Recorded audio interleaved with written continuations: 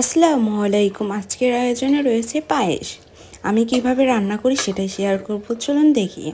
আর আমার চ্যানেলটি অবশ্যই সাবস্ক্রাইব করে দেবেন, লাইক কমেন্ট শেয়ার করবেন।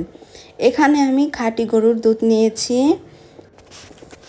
বলক আসলে এখানে আমি পাউডার দুধ দিয়ে দিচ্ছি, এতে পায়েসটা অনেক মজা হবে। ভালোভাবে মিক্স করে নিচ্ছি, বারবার নেড়ে দিতে হবে।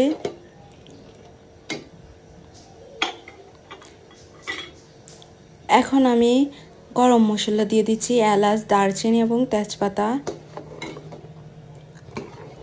যাতে ঘ্রাণটা অনেক সুন্দর আসে। এখন আমি ধুয়ে রাখা চাল দিয়ে দিচ্ছি, পোলাওর চাল। এখন বারবার নাড়তে হবে, না নাড়লে কিন্তু পায়েস নষ্ট হয়ে যাবে এবং নিচে লেগে যাবে। বারবার নেড়ে দিবেন।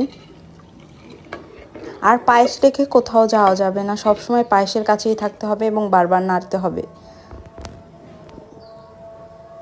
এখন আমি চিনি দিয়ে দিচ্ছি, মিষ্টি অনুযায়ী আপনারা চিনি দিবেন।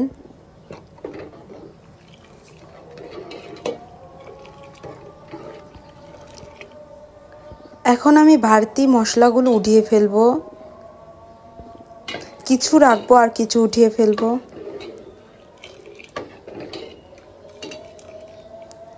এখন আমি বারবার নেড়ে দেব ফোটার আগ পর্যন্ত। এটাকে আমি কম পাওয়ারে রান্না করব।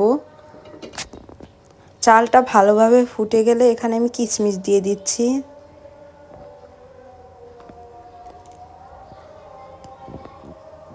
কিশমিশ দিয়ে ভালোভাবে নেড়ে দিব। যারা নতুন তারা শিখতে পারেন। আশা করি অনেক ভালো লেগেছে। এখন আমি পরিবেশন করব। সাজিয়ে উপর দিয়ে কটা কিশমিশ দিয়ে দিব। খুব সহজেই পায়েস রান্নার রেসিপি। আল্লাহ হাফেজ, সবাই ভালো থাকবেন।